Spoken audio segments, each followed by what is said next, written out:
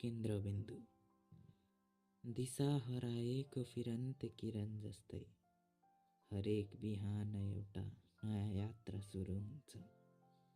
तर अचम्म, क्षितिजको जतिसुकै लामो फेरो मारे पनि साँझ परेपछि यो उज्यालो आखिर उही पुरानो पहाडहरूमै ओर्लिन्छ। कुनै अनौठो गुरुत्वाकर्षण छ यो भूगोलको पत्रहरूमा। जति नै माथि उडे पनि तिर्खा बोकेर तलै झर्नुपर्छ। बाटोहरू त कति थिए कति यो खुल्ला र अनन्त आकाशमा, तर ठोकिनु पर्ने ढुङ्गा र सुस्ताउने छहारी उही एउटै पर्छ। जसरी हरेक शरदमा पातहरू झरेर रित्तिन्छन् अनि बसन्त आउन साथ उही हाँगामा पालुवा फेरि बिउतिन्छ।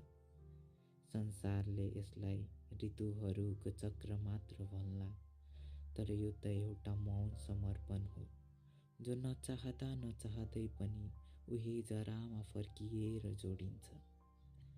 कुनै पुरानो र नमेटिने नक्सा कोरिएको छ जस्तो लाग्छ, जहाँ हरेक मोड, हरेक चौतारी र हरेक गल्ली जति नै घुमौरो र अपरिचित भएर मोडिए पनि अन्तिममा गएर यो मन तिम्रो प्रेमको केन्द्रबिन्दुमै ठोकिन आइपुग्छ।